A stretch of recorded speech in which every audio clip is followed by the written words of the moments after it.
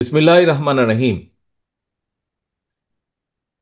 ঠাকুরগাঁও জেলা বিএনপি সম্মেলন অনুষ্ঠানের সম্মানিত সভাপতি মুক্তিযোদ্ধা নূর করিম, মঞ্চে উপস্থিত সম্মানিত আজকের এই জেলা সম্মেলনের উদ্বোধক জনাব মির্জা ফখরুল ইসলাম আলমগীর, উপস্থিত কেন্দ্রীয় নেতৃবৃন্দ এবং আমার সামনে উপস্থিত ঠাকুরগাঁও জেলার কাউন্সিলর বৃন্দ, আজকের এই সম্মেলন অনুষ্ঠানের কাউন্সিলর বৃন্দ সহ অন্যান্য অঙ্গ ও সহযোগী সংগঠনের প্রিয় ভাই ও বোনেরা এবং সহকর্মীবৃন্দ, আসসালামু আলাইকুম। আজকে বেশ অনেকদিন পরে আবার এই মাঠে আপনাদের সাথে দেখা হলো আমার। এই মাঠে খুব সম্ভব আরও বেশ কিছু আমাদের দলীয় প্রোগ্রামের স্মৃতি আছে আমার কাছে। আমরা 2005 সালে প্রথম যখন ইউনিয়ন সম্মেলন আমাদের শুরু করি, তৃণমূল সম্মেলন যখন শুরু করি, খুব সম্ভবত বোধহয় এই মাঠে হয়েছিল অনুষ্ঠানটি। এর বাইরেও বিভিন্ন সময় প্রায় প্রতি বছরই দুস্থ মানুষের জন্য শীতকালে আমরা দলের পক্ষ থেকে কম্বল বিতরণ অনুষ্ঠান করতাম। খুব সম্ভবত এই মাঠেই হয়তো হয়েছে। আর তা না হলে বোধহয় পাশে একটি স্কুল আছে, বোধহয় সেই স্কুল মাঠেও হয়েছে অনুষ্ঠানগুলো। প্রিয় সহকর্মীবৃন্দ, প্রিয় কাউন্সিলর বৃন্দ, আজকে এই জেলা সম্মেলন উপলক্ষে আজকে প্রায় 808 জন কাউন্সিলরের উপস্থিতি সহ আরও বহু বিএনপি এবং সহযোগী সংগঠনের সহকর্মীবৃন্দ এখানে আজকে আপনারা উপস্থিত আছেন। এই যে আজকে আমরা এই অনুষ্ঠানটি এখানে করলাম, বা এই পুরো প্রক্রিয়াটি যে সম্পন্ন করলাম, কেন করলাম তার খুব সংক্ষেপে যদি আমরা দেখি, তার কারণ হচ্ছে এই জন্য এই অনুষ্ঠানটি আমরা করলাম, কারণ এই দলটি আমাদের যে প্রিয় দল, বাংলাদেশ জাতীয়তাবাদী দল, বাংলাদেশের জনগণ যাকে সংক্ষেপে বিএনপি হিসাবে চেনে, এই দলটি একটি প্রক্রিয়ার মাধ্যমে গঠিত হয়েছে। এই দলের সংগঠনের বা এই দলের সাংগঠনিক যে ভিত্তি আছে, এই ভিত্তিটি একটি প্রক্রিয়ার মাধ্যমে গঠিত হয়েছে। হ্যাঁ, হয়তো আমরা বিভিন্ন বাস্তব পরিস্থিতির কারণে কোনো কোনো জায়গায় হয়তো আমরা এই প্রক্রিয়াটি সম্পূর্ণভাবে সম্পন্ন করতে পারি না। তারপরেও আমাদের চেষ্টা থাকে যে দলের গঠন প্রক্রিয়া যেন একটি প্রসেসের মাধ্যমে, একটি প্রক্রিয়ার মাধ্যমে গঠিত হয়। এবং কি সেই প্রক্রিয়াটি? সেই প্রক্রিয়াটি হচ্ছে একটি গণতান্ত্রিক প্রক্রিয়ার মাধ্যমে, অর্থাৎ দলের যারা তৃণমূল পর্যায়ের নেতা কর্মী আছেন, তারা তাদের উপরের স্তরের নেতৃত্বকে মতামতের ভিত্তিতে বা গণতান্ত্রিক একটি উপায়ের মাধ্যমে বাছাই করবেন। খুব সহজে যদি গণতন্ত্রের কথা বলতে আমরা যেটি বুঝি, অর্থাৎ অধিকাংশ যেই আদর্শ, যেই নীতিটিকে সমর্থন করবে, অধিকাংশ মানুষ যেই ব্যক্তি বা দলকে সমর্থন করবে গণতান্ত্রিক পদ্ধতিতে, সেটিকেই প্রধান বা বিজয়ী বা যেভাবেই বলি আমরা গ্রহণযোগ্য হিসাবে গৃহীত হবে। আজকে সহকর্মীবৃন্দ, এখানে 808 জন কাউন্সিলর এই সম্মেলনে অংশগ্রহণ করেছেন এবং এই 808 জন কাউন্সিলরের মধ্যে অধিকাংশ একটি পদ ছাড়া, একটি পদে মোটামুটিভাবে সকলে উইথড্র করে নেওয়াতে, অন্যরা উইথড্র করে নেওয়াতে একজন প্রার্থী ছিলেন। বাকি পদে, জেনারেল সেক্রেটারি পদে আমরা দেখেছি ভোট প্রক্রিয়া সম্পন্ন হয়েছে এবং ভোট প্রক্রিয়ার মাধ্যমে অধিকাংশ কাউন্সিলর বৃন্দ যাকে যোগ্য মনে করেছে, তাকে আগামী সাংগঠনিক মেয়াদ পর্যন্ত দায়িত্ব দেওয়া হয়েছে দলকে পরিচালনা করার জন্য। প্রিয় সহকর্মীবৃন্দ, আমরা একটি কথা প্রায়শ বলে থাকি, কি? সেটি হচ্ছে জনগণই বিএনপির সকল রাজনৈতিক ক্ষমতার উৎস।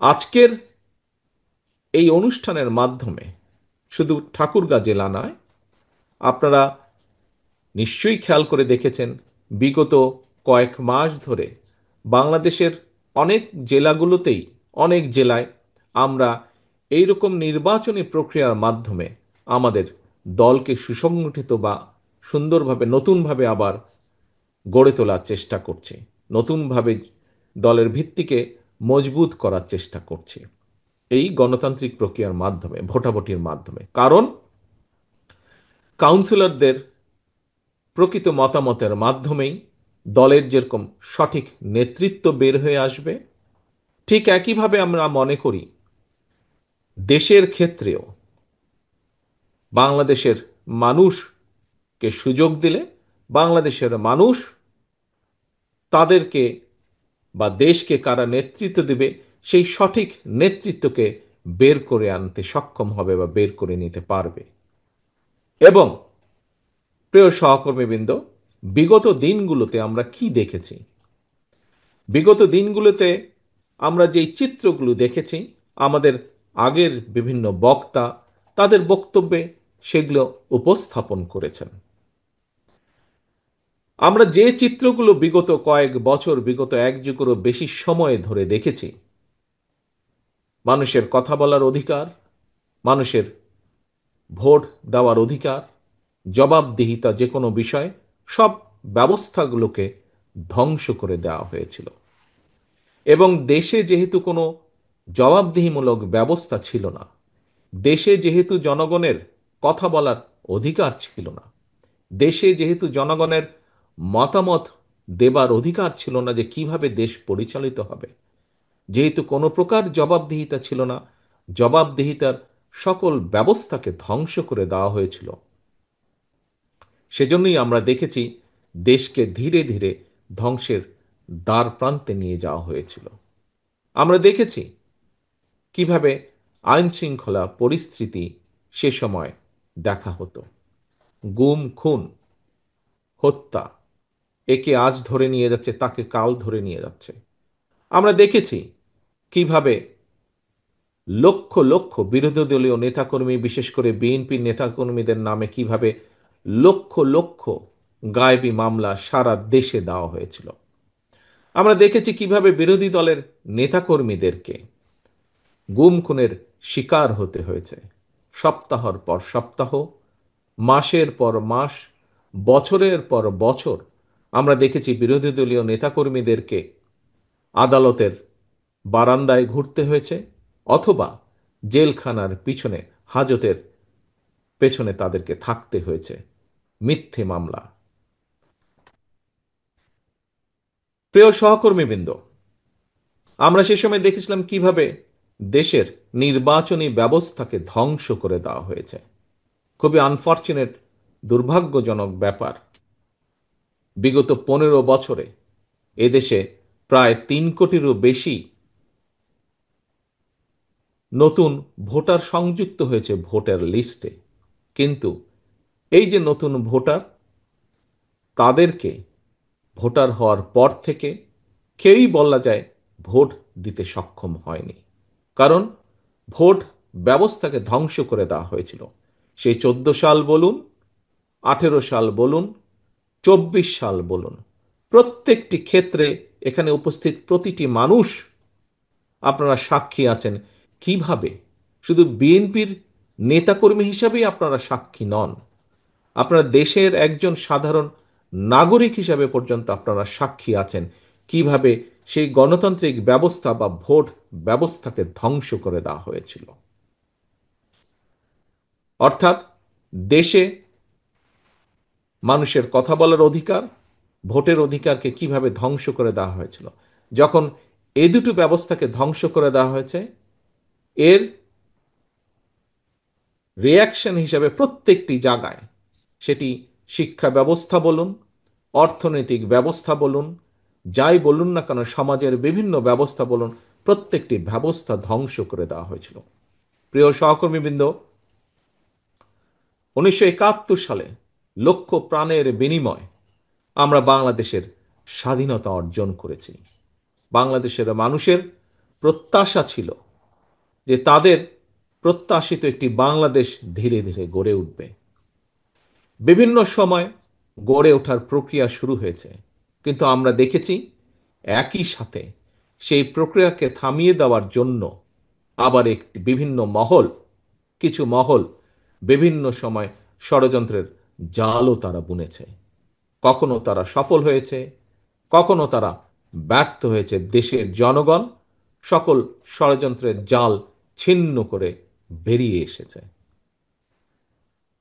প্রিয় সহকর্মীবৃন্দ, শুধু ৭১ সালেই নয়, এই যে বললাম বিভিন্ন সময় ষড়যন্ত্রকারীদের জাল বিভিন্নভাবে তারা বিস্তার করার চেষ্টা করেছিল, এইভাবে গণতন্ত্রের ত্রুটিকে চেপে ধরার জন্য তাদের প্রচেষ্টা অব্যাহত ছিল। এবং বিএনপি সহ আরো অনেকগুলো বাংলাদেশের গণতান্ত্রিক রাজনৈতিক দল রাজপথে বিভিন্ন সময় সোচ্চার হয়েছে দেশের জনগণের রাজনৈতিক অধিকারকে, কথা বলার অধিকারকে প্রতিষ্ঠিত করার জন্য। এবং তার ফলশ্রুতিতে আমরা দেখেছি যারা স্বৈরাচার ছিল, যারা চেষ্টা করেছিল দেশের জনগণকে দাবিয়ে রাখতে, আমরা দেখেছি সেই স্বৈরাচাররা তাদের ক্ষমতাকে ধরে রাখার জন্য কিভাবে গুমের রাজনীতি শুরু করেছিল, খুনের রাজনীতি শুরু করেছিল, মিথ্যা মামলার রাজনীতি শুরু করেছিল, লুটপাটের রাজনীতি শুরু করেছিল, অর্থ পাচারের রাজনীতি শুরু করেছিল, কিভাবে মেগা প্রকল্পের নামে মেগা দুর্নীতি শুরু করেছিল। প্রিয় সহকর্মীবৃন্দ, বিএনপি সহ আরো অনেকগুলো গণতান্ত্রিক রাজনৈতিক দলের নেতাকর্মীরা সেদিন রাজপথে নেমে এসেছিল। এবং আমরা দেখেছি আমাদের হাজারো লক্ষ নেতাকর্মী, বিএনপি সহ অন্যান্য রাজনৈতিক দলের শত হাজারো লক্ষ নেতাকর্মী কিভাবে অত্যাচারিত হয়েছে, নির্যাতিত হয়েছে, কিভাবে বহু নেতাকর্মী আমাদের প্রাণ হারিয়েছে বিগত প্রায় ১৬ বছরে। বিশেষ করে বিশেষ করে আমরা দেখেছি গত বছর জুলাই আগস্ট মাসে আমরা দেখেছি জনগণ যখন ত্যক্ত বিরক্ত হয়ে জনগণ রাজপথে যখন নেমে এসেছিল এই দেশকে বাঁচানোর জন্য, সেই সময় আমরা দেখেছি তৎকালীন স্বৈরাচার কিভাবে নির্বিচারে মানুষকে হত্যা করেছে। তারা তাদের সেই হত্যা থেকে শিশুরা পর্যন্ত সেদিন রক্ষা পায়নি। নারী পুরুষকে যেভাবে তারা অত্যাচার করেছে, নির্মমভাবে হত্যা করেছে, বিভিন্নভাবে জখম করেছে, আমরা দেখেছি শিশুরাও সেদিন রক্ষা পায়নি। শিশুরাও সেই হেলিকপ্টারের গুলি থেকে রক্ষা পায়নি। শিশুরাও সেদিন বিভিন্ন বাহিনীর জনগণের প্রতি লক্ষ্য করে যে গুলি ছোড়া, সেই গুলির হাত থেকে ছোট ছোট শিশুরাও সেদিন রক্ষা পায়নি, শিশুদেরকে হত্যা করা হয়েছিল। কিন্তু পরিশেষে আমরা দেখেছি বিজয় জনগণেরই হয়েছে, পরাজিত হয়েছে স্বৈরাচার। শুধু পরাজিতই হয়নি, এই দেশ ছেড়ে পালিয়ে যেতে বাধ্য হয়েছে স্বৈরাচার। প্রিয় সহকর্মীবৃন্দ, বহু মানুষের ত্যাগ তিতিক্ষা, বহু মানুষের আত্মদানে আজকের স্বৈরাচার মুক্ত বাংলাদেশ। আমরা একটি রাজনৈতিক দল, আমাদের নীতি আছে, আমাদের আদর্শ আছে, দেশের অর্থনীতি নিয়ে আমাদের নীতি আছে, আদর্শ আছে, পরিকল্পনা আছে, চিন্তা ভাবনা আছে। দেশের ভবিষ্যৎ সন্তানদের শিক্ষা ব্যবস্থা নিয়ে আমাদের পরিকল্পনা আছে, নীতি আছে, আদর্শ আছে। দেশের মানুষের স্বাস্থ্য ব্যবস্থা নিয়ে আমাদের নীতি, পরিকল্পনা, আদর্শ আছে। এইভাবে প্রত্যেকটি সেক্টরে আমাদের পরিকল্পনা বা লক্ষ্য বা উদ্দেশ্য আছে একটি রাজনৈতিক দল হিসাবে। প্রিয় সহকর্মীবৃন্দ, একটি রাজনৈতিক দলের একজন রাজনৈতিক কর্মী হিসাবে আমি মনে করি যে গণতান্ত্রিক রাজনৈতিক দলগুলো আছে বাংলাদেশে, তাদের হয়তো প্রত্যেকেরই আমাদের মতন এইরকম বিভিন্ন সেক্টর নিয়ে, যা যার সাথে জনগণের ভালো মন্দ জড়িত, সেই সকল সেক্টর নিয়ে তাদের নিশ্চয়ই লক্ষ্য, উদ্দেশ্য বা পরিকল্পনা আছে। প্রিয় সহকর্মীবৃন্দ, আমরা আমাদের নেতাকর্মীরা, এটা বন্ধ করব, স্বৈরাচারকে স্বৈরাচারের হাত থেকে দেশকে মুক্ত করার জন্য বছরের পর বছর রাজপথে নেমে এসেছিল। বিভিন্ন কিছু তারা মোকাবেলা করে রাজপথে জনগণের আন্দোলনকে সফলতা দিয়েছে জনগণের সহযোগিতায়। প্রিয় সহকর্মীবৃন্দ, থাকতেই পারে বিভিন্ন রাজনৈতিক দলের নানা মতামত। আমি আগেই বলেছি, রাজনৈতিক দল হিসাবে আমাদের বিভিন্ন বিষয়ে বিভিন্ন পরিকল্পনা আছে। বাংলাদেশের মানুষের প্রত্যাশা স্বৈরাচারের পতন হয়েছে। বাংলাদেশের মানুষের স্বৈরাচার মুক্তির মধ্য দিয়ে এখন তাদের প্রত্যাশা দেশকে সামনের দিকে নিয়ে যেতে হবে। দেশের যে শিক্ষা ব্যবস্থাকে ধ্বংস করে দেওয়া হয়েছিল, সেই শিক্ষা ব্যবস্থাকে গড়ে তুলতে হবে। দেশের যে স্বাস্থ্য ব্যবস্থাকে ধ্বংস করে দেওয়া হয়েছিল, সেই স্বাস্থ্য ব্যবস্থাকে জনগণের উপযোগী করে গড়ে তুলতে হবে। দেশের কৃষকরা যে বিভিন্ন সমস্যার সম্মুখীন, সেই সমস্যাগুলোর ধীরে ধীরে সমাধান বের করে নিয়ে আসতে হবে, যাতে কৃষক এবং সামগ্রিকভাবে দেশের মানুষ উপকৃত হয়। দেশের বহু মানুষ, যুবক শ্রেণী সহ তরুণ শ্রেণী সহ বহু মানুষ বেকার। কোটি কোটি মানুষ আজ বেকার। এই বেকার যে মানুষগুলো আছে, তাদের কর্মের ব্যবস্থা করতে হবে রাজনৈতিক দলগুলোকে। সেই সম্পর্কিত পরিকল্পনা থাকতে হবে, এই সমস্যার সমাধানের সুরাহা দিতে হবে, নির্দেশনা দিতে হবে, দিক নির্দেশনা। একইভাবে বাংলাদেশের নারীদের বহু সমস্যা আছে। কিভাবে সেই সমস্যার সমাধান মোকাবেলা করা যায়, সেই সমস্যার মোকাবেলা করা যায়, সেগুলোর দিক নির্দেশনা দিতে হবে আমাদেরকে। প্রিয় সহকর্মীবৃন্দ, আজ আমরা দেখছি বিভিন্ন বিষয় বেশ কিছু রাজনৈতিক দলগুলো কতগুলো বক্তব্য তারা উপস্থাপন করছেন। বক্তব্য আমরা দিতেই পারি। প্রত্যেকটি রাজনৈতিক দলের গণতান্ত্রিক ব্যবস্থায় তাদের বক্তব্য দেবার অধিকার অবশ্যই তাদের আছে। কিন্তু প্রিয় সহকর্মীবৃন্দ, আমরা যদি বক্তব্য উপস্থাপন করতে গিয়ে দেশে যদি এমন একটি পরিস্থিতি তৈরি হয়, যে পরিস্থিতিতে কোনো অরাজকতা তৈরি হবার সম্ভাবনা থাকতে পারে, যে পরিস্থিতিতে দেশে পলাতক স্বৈরাচার আবার ফিরে আসার পরিস্থিতি তৈরি হতে পারে, তাহলে সেটি দেশ, দেশের জনগণ এবং দেশের গণতান্ত্রিক ব্যবস্থার জন্য অবশ্যই সেটি কোনোরূপেই ভালো হবে না।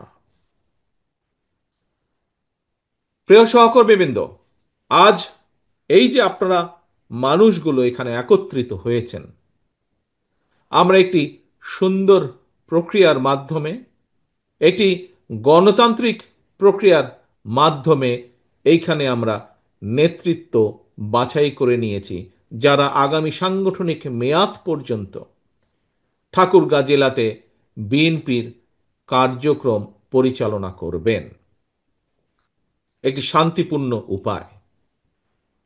দেশের মানুষ আজ প্রত্যাশা করে যে রাজনৈতিক দলগুলো, আমরা প্রত্যেকে আলাদা আলাদা রাজনৈতিক দল, আমরা যদি প্রত্যেকটি বিষয় 100% একমত হতাম, তাহলে তো আমরা একটি রাজনৈতিক দলই থাকতাম, তাহলে তো আর আলাদা আলাদা রাজনৈতিক দল হতো না।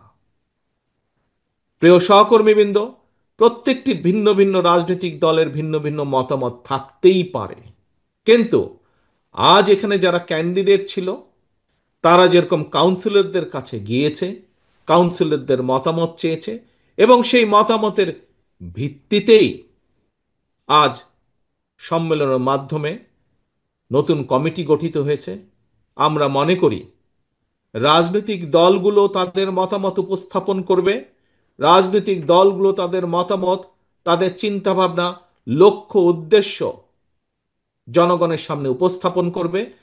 জনগণ বাছাই করে নিবে কে দেশ এবং জনগণকে আগামী দিনের জন্য নেতৃত্ব দিবে।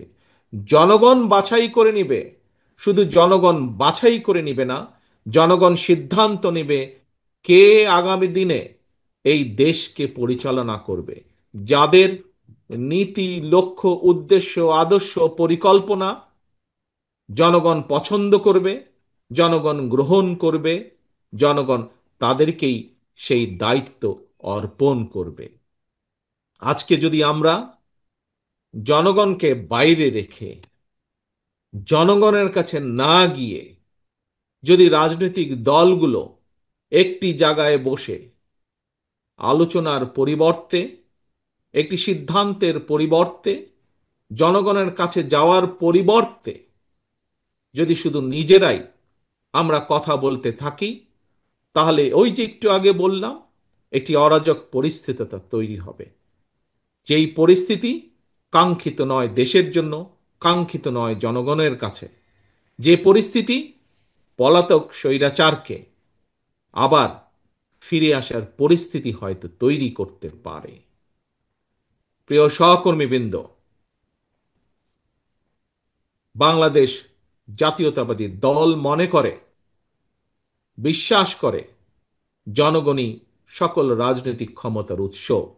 সেই জন্য আপনারা দেখেছেন, আপনাদের প্রত্যেকের মনে আছে, আমরা কিসের ভিত্তিতে দেশকে আগামী দিন বাংলাদেশ জাতীয়তাবাদী দল যদি জনগণের সমর্থন নিয়ে ইনশাল্লাহ আগামী দিনে সরকার গঠন করতে সক্ষম হয়, তাহলে কিসের ভিত্তিতে, কোন রূপরেখার ভিত্তিতে আমরা দেশকে পরিচালনা করতে চাই, তা আমরা আজ নয়, গতকালকেও নয়, গত পরশুও নয়, আমরা প্রায় 2.5 বছর আগে 31 দফার মাধ্যমে দেশের মানুষের কাছে তা উপস্থাপন করেছি। আজকে বিভিন্ন বিষয় নিয়ে, আজকে অনেক বিভিন্ন বিষয় নিয়ে বর্তমান অন্তর্বর্তীকালীন সরকার রিফর্ম কমিটি গঠন করেছেন এবং সেখানে বিভিন্ন রাজনৈতিক দলকে তারা আহ্বান জানিয়েছেন। প্রায় সকল গণতান্ত্রিক রাজনৈতিক দল সেখানে অংশগ্রহণ করেছে। তারা বিভিন্ন বিষয়ে তাদের মতামত দিয়েছে। কিছু বিষয়ে সকলেই কম বেশি একমত হয়েছে, কিছু বিষয়ে ভিন্নতা রয়েছে, থাকতেই পারে।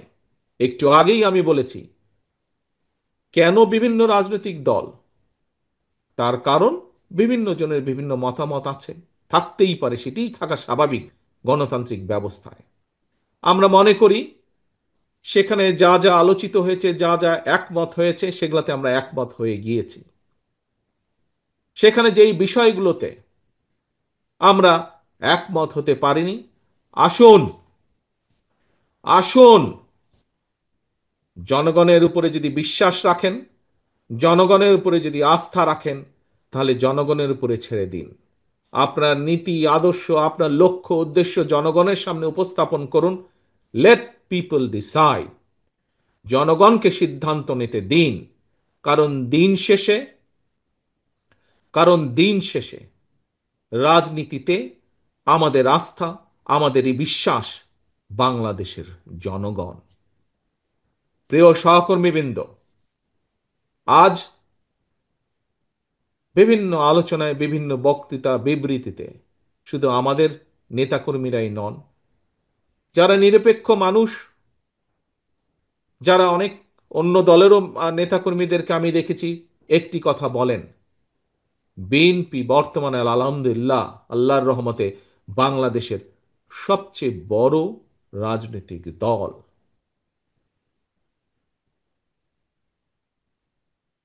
সবচেয়ে বড় রাজনৈতিক দল হিসাবে আমি প্রথমেই কৃতজ্ঞতা প্রকাশ করি এই দেশের মানুষের কাছে, এই দেশের জনগণের কাছে। কারণ জনগণের সমর্থন না থাকলে অবশ্যই কোনো রাজনৈতিক দল বড় হতে পারে না। এরপরে আমি কৃতজ্ঞতা প্রকাশ করি আমার তৃণমূল পর্যায়ের মাঠ পর্যায়ে সেই সকল নেতাকর্মী যারা দিনরাত অক্লান্ত পরিশ্রম করে দলের নীতি এবং আদর্শকে জনগণের দৌড় গোড়ায় পৌঁছে দিয়েছেন, জনগণের দৌড় গোড়ায় নিয়ে গিয়েছেন এবং তার পক্ষে মতামত সৃষ্টি করে, দলের পক্ষে মতামত সৃষ্টি করে জনগণকে ঐক্যবদ্ধ রেখেছেন। সেই সকল নেতাকর্মীদেরকে কৃতজ্ঞতা জানাই এবং ধন্যবাদ জানাই। প্রিয় সহকর্মীবৃন্দ, সারা বাংলাদেশে আজ ঠাকুরগাঁর জেলা সম্মেলনে উপস্থিত হয়েছি আমি। আপনাদের সামনে বক্তব্য রাখার আমার সুযোগ হয়েছে।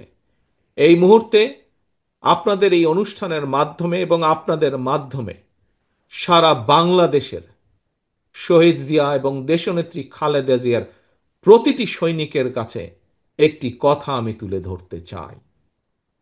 আপনারা প্রত্যেকেই এক একজন পোড় খাওয়া রাজনৈতিক কর্মী। নিশ্চয়ই আপনারা বুঝতে পারছেন কোথাও হয়তো কেউ কেউ কোনো কিছু করার চেষ্টা করছে যার মাধ্যমে জনগণের সেই প্রস্তাবিত গণতান্ত্রিক যে যাত্রা, সেই যাত্রা ব্যাহত হতে পারে। কাজেই শহীদ জিয়া এবং দেশনেত্রী খালেদা জিয়ার প্রত্যেকটি সৈনিকের কাছে আমার আহ্বান, আপনাদের প্রত্যেককে সচেতন থাকতে হবে। বিগত দিনে বিগত দিনে স্বৈরাচারের বিরুদ্ধে আপনারা যেভাবে দল এবং জনগণকে একসাথে ঐক্যবদ্ধ রেখেছিলেন, সেই কাজটি এখনো শেষ হয়ে যায়নি। এই কাজটি আমাদেরকে অব্যাহত রাখতে হবে। বাংলাদেশের সবচেয়ে বৃহৎ রাজনৈতিক দল হিসেবে আমাদের উপরে এর দায়িত্ব যে গণতন্ত্রের প্রতি যে কোনো হুমকিকে আমরা মোকাবেলা করব, অবশ্যই অবশ্যই সেই পদ্ধতিতে, যে পদ্ধতি জনগণ সমর্থন করে। অবশ্যই এমন কোনো পরিস্থিতিতে বা এমন কোনো পদ্ধতি আমরা অনুসরণ করব না যেই পদ্ধতিতে জনগণের শান্তি এবং শৃঙ্খলা নষ্ট হয়, শান্তি নষ্ট হয়, এমন কোনো পদ্ধতি অবশ্যই নয়। প্রিয় সহকর্মীবৃন্দ, আমাদের রাজনৈতিক দল হিসেবে আমাদের দায়িত্ব গণতন্ত্রকে কোনোভাবেই যাতে কেউ বিঘ্নিত করতে না পারে। 1971 সালে লক্ষ মানুষের প্রাণের বিনিময়ে এই দেশ অর্জিত হয়েছে। পরবর্তীতে আরো হাজারো মানুষের আত্মদানের বিনিময় লক্ষ মানুষ অত্যাচারিত, নির্যাতিত হয়েছে। তারপরেও থেমে থাকেনি গণতন্ত্র পুনরুদ্ধারের আন্দোলন। কাজেই এই আন্দোলনকে, এই আন্দোলনের ফল যাতে গণতন্ত্র, সেই গণতন্ত্র ফল যাতে জনগণ দোরগোড়ায় পৌঁছে দিতে পারি আমরা, তার জন্য আমাদেরকে সর্বদা সজাগ থাকতে হবে। প্রিয় সহকর্মীবৃন্দ, আজ আমাদেরকে খেয়াল রাখতে হবে, এই কথাটি আমি বারে বারে বলেছি, আমাদেরকে খেয়াল রাখতে হবে। একটু আগে এখানে একজন বক্তা বলেছেন যে বেশ অনেকবার আমি বিগত এক বছরে বলেছি, আমরা যত যাই মনে করি না কেন, যে আমাদের অনেক নেতাকর্মী হয়তো ভুল করে বুঝতে মনে করছেন যে আগামী দিনের নির্বাচন হয়তো সহজ হবে। আমি আজকে থেকে এক বছর আগে বলেছিলাম, আমরা যত সহজ ভাবছি তত সহজ নয় ব্যাপারটি। আপনাদের নিশ্চয়ই সেই অনুষ্ঠানে উপস্থিত ছিলেন অনেকেই, সবাই না থাকলেও যেই অনুষ্ঠানে এক বছর আগে আমি এই কথাটি বলেছিলাম, অনেকেই আপনারা সেদিন উপস্থিত ছিলেন। প্রিয় সহকর্মীবৃন্দ, যা আমি এক বছর আগে বলেছিলাম, পারিপার্শ্বিক অনেক কিছু দেখলে ধীরে ধীরে মনে হয় সেই কথাটি হয়তো সত্য হতে যাচ্ছে। কাজেই বাংলাদেশের সবচাইতে বড় রাজনৈতিক দল হিসাবে আমাদের দায়িত্ব যেভাবে বিএনপি দেশের মানুষকে সাথে নিয়ে গণতন্ত্র পুনরুদ্ধারের আন্দোলনকে জোরদার করে তুলেছিল, সেই আন্দোলনকে জনগণকে সাথে নিয়ে সফল করেছিল।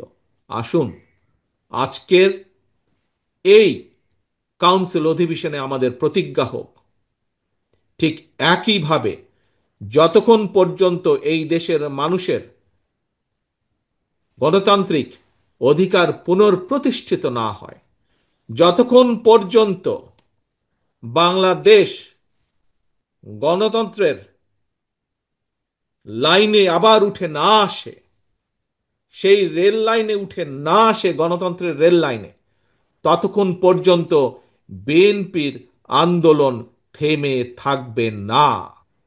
আজকের এই অধিবেশনে, এই কাউন্সিল অধিবেশনে এটি হোক আমাদের প্রথম প্রতিজ্ঞা। আমাদের দ্বিতীয় আরেকটি শপথ গ্রহণ করতে হবে। প্রিয় সহকর্মীবৃন্দ, কি সেই শপথ? এখানে আজকে আমাদের অনুষ্ঠানের উদ্বোধক জনাব মির্জা ফখরুল ইসলাম সাহেব একটু আগে বলেছেন যে এই সেই মাঠ, যে মাঠে আমাদের নেতা শহীদ রাষ্ট্রপতি জিয়াউর রহমান বক্তব্য রেখেছিলেন। এখানে বহু মুরব্বী নেতৃবৃন্দ উপস্থিত আছেন।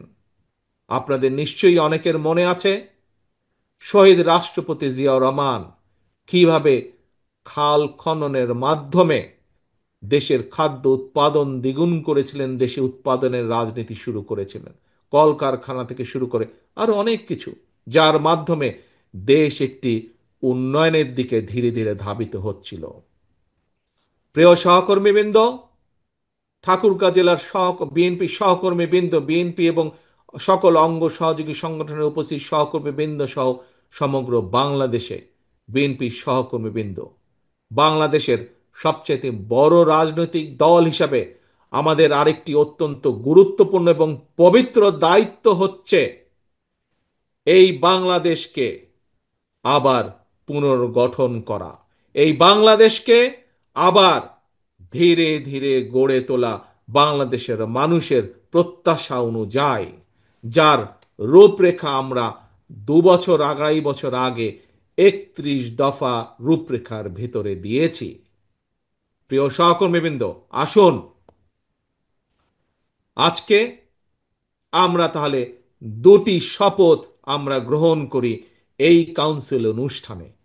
এক, যে কোনো মূল্যে যতক্ষণ পর্যন্ত আমাদের প্রিয় মাতৃভূমি বাংলাদেশ গণতন্ত্রের যাত্রায় ফিরে না আসবে, গণতন্ত্রের রেল লাইনে চলা শুরু না করবে, ততক্ষণ পর্যন্ত বিএনপি শহীদ জিয়া, খালেদা জিয়ার প্রত্যেকটি নেতা কর্মী অতন্দ্র প্রহরীর মতন জেগে থাকবে এবং গণতন্ত্র পুনরুদ্ধারে কাজ করবে। এই হলো এক। দ্বিতীয় শপথ হচ্ছে ইনশাল্লাহ জনগণের প্রত্যাশিত যে নির্বাচন আগামী দিনে, সেই প্রত্যাশিত নির্বাচনের মাধ্যমে বাংলাদেশ জাতীয়তাবাদী দল বিএনপি জনগণের রায় সরকার গঠনে সক্ষম হলে ইনশাল্লাহ আমরা আমাদের সেই 31 দফা আলোকে এবং বাংলাদেশের জনগণের প্রত্যাশিত যে বাংলাদেশ, সেই বাংলাদেশ গড়ে তোলার জন্য আমাদের জীবন বাজি রেখে আমরা কাজ করব ইনশাল্লাহ। এই দুইটি হোক আজকে আমাদের এই কাউন্সিল অনুষ্ঠানের শপথ। প্রিয় সহকর্মীবৃন্দ, সামনের দিনে আমাদের তাহলে ইম্পর্টেন্ট কাজ হচ্ছে দুটো। এক, যে কোনো মূল্যে বাংলাদেশের বিরুদ্ধে ষড়যন্ত্রকে রুখে দিয়ে গণতন্ত্রকে প্রতিষ্ঠা করা। দুই, যে কোনো মূল্যে বাংলাদেশকে জনগণের প্রত্যাশা অনুযায়ী সেই সুন্দর দেশটি গড়ে তোলা। সবাই আমার সাথে একমত দেশ গড়ে তোলার জন্য? আসুন আমাদের রাজনীতির, আজকের রাজনীতির অন্যতম প্রধান লক্ষ্য হোক, অন্যতম মূল লক্ষ্য হোক, আমরা জনগণের প্রত্যাশিত বাংলাদেশ গড়ে তুলব ইনশাআল্লাহ। আল্লাহ হাফেজ। বাংলাদেশ জিন্দাবাদ, বাংলাদেশ জাতীয়তাবাদী দল জিন্দাবাদ। আসসালামু আলাইকুম।